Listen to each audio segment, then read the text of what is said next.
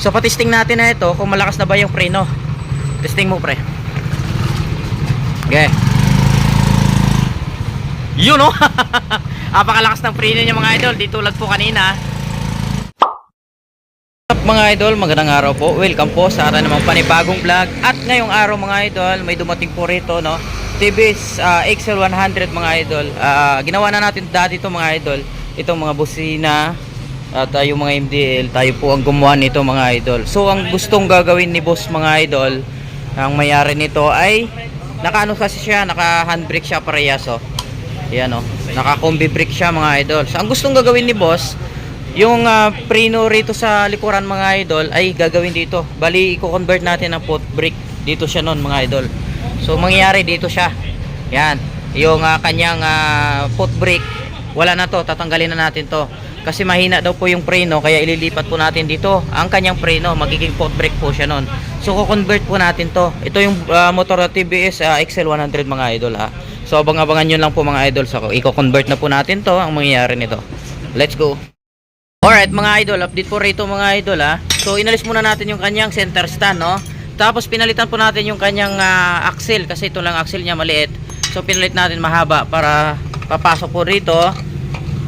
And then yung kanyang brake pedal, may lagay po natin dyan. Tapos i-weltingin na lang po natin yan. Yun o, gano'n na itsura nyan mga idol. So hindi na natin kailangan to kasi maiksi to. Ang kailangan natin nito mahaba. So pero ibabalik pa rin natin yung kanyang center stand syempre. Yan, papakita ko lang po sa inyo mga idol. Tapos i-weltingin na ito. Ganito muna yung papakita ko lang sa inyo no. Ang update dito sa motor na to na TVS XL100 mga idol.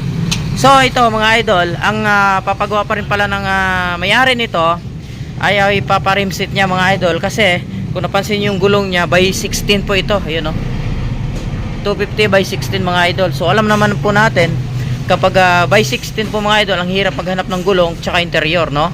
So ang gagawin dito, i-rimset natin ng by 17 likod tsaka harap. So abangan nyo na lang po mga idol ha, kasi babaklasin na ho natin to. So ito muna papakita ko sa inyo yung update ho dito para sa pagko-convert po rito mga idol. So yan na muna mga idol ha, babalikan ko po kayo. Siyempre hindi ko kayo magugutom habang magpapagawa ko po kayo rito sa shop. Mayroon na rin po tayong katabi rito. Siyempre matagal na yan, malakas yan, namam yan. Only rice po yan mga idol. Habang naghihintay po kayo rito sa shop, kakakain muna po kayo dito. So yun o, hindi kayo magugutom. Alright mga idol, ganito po ang gagawin natin dito. Sana yung axle pare, pasok mo dito.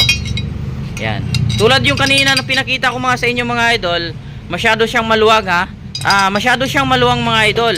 So may technique po tayo dito para mahigpitan po. Gamit po tayo ng flyball. Ito yung mga flyball na pinaglulumaan mga idol. Ilagay lang ho natin dito. Ito pinukpok lang natin ha, yung pinaka-loob niya. So ilagay natin siya dito. Ayun oh, swak na swak po yan oh. Yun oh, sakto-sakto mga idol ha. Yan, nasa loob na po siya mga idol bago natin ilagay itong axle niya. Yun oh. Yan, sakto-sakto yan mga idol. Oh, di ba? Ayan oh. Balihatiin niyo lang yan mga idol, mapakadali lang.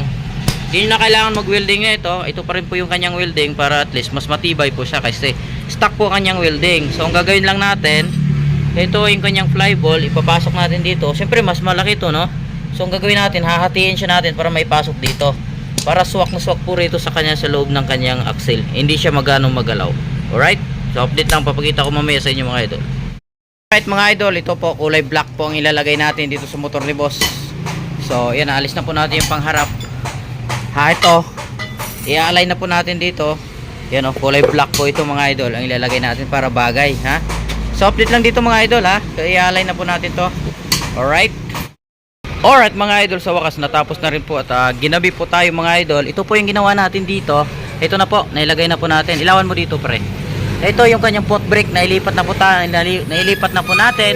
Gaya ng sinabi po kanina mga idol no. Ito na siya, nailipat na. Tapos gumamit lang po tayo dito ng brake rod, pang TMX lang po mga idol. At syempre mayroon siyang spring para pag nagpipreno ka, nagbabounce siya pataas no. So okay na po siya mga idol. At ito, naka-rimset na rin po, kulay black po yung ginamit natin. At yung gulong niya sa likodan 80-80 by 17. At sa harapan naman po mga idol ay 70-80 by 17 mga idol. So okay na po. At ako napansin nyo po dito mga idol, wala na po yung kanyang handbrake no. Yung kanyang preno dito nawala na.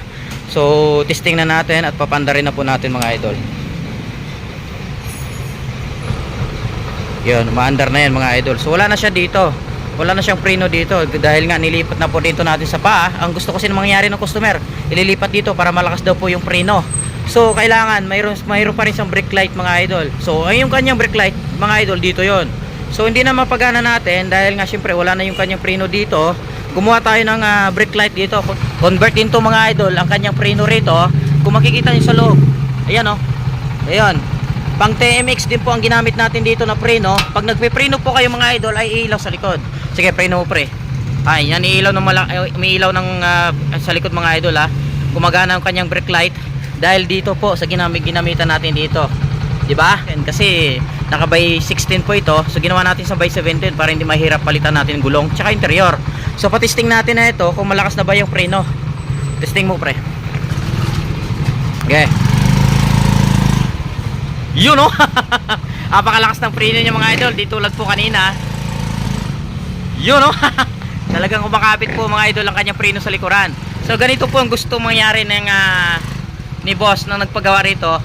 Nasa foot brake na po yung preno niya. Wala na po doon sa harapan. So okay na po mga idol ha. So ang gagawin natin ngayon mga idol ay ihatid natin to sa bahay ni boss. Tatawagan natin siya. At ihatid natin ngayon dahil tapos na. Kasi ang buong akala niya ay 2 araw matatapos po ito. Pero nagawa na natin, ng half day lang natin nagawa mga idol. Alright, so okay na po mga idol. Ihatid na natin at update ko po sa inyo. Let's go. Idol, nandito na po tayo sa San Fernando at nabutan po tayo ng ulan. Ngayon, nandito, tinitesting na ni sir. Ayan o, tinitesting niya na. Ano sir, approve ba? Ayos, ayos. Yun o, lakas ng preno o. Walang ganyan yan, nung nakaano hindi gumagano. O, diba? O, yun o. O, diba, hinatid po natin dito sa bahay ni sir yung motor niya kasi gabi na at ginagamit niya po ito sa trabaho niya. Kaya po hinatid po natin ngayong gabi kahit na ulanan po tayo, at least naitid natin. O, diba? Okay sir, ayos ba yung gawa natin sir? Okay. Ayos. Alright, so yun no, nag-enjoy sir sa ano natin at nagawa natin yung gusto niya. Yun lang naman at satisfied po ang yung customer natin ngayon. Alright, dito lang muna mga idol. Maraming salamat sa inyong suporta. Bye bye.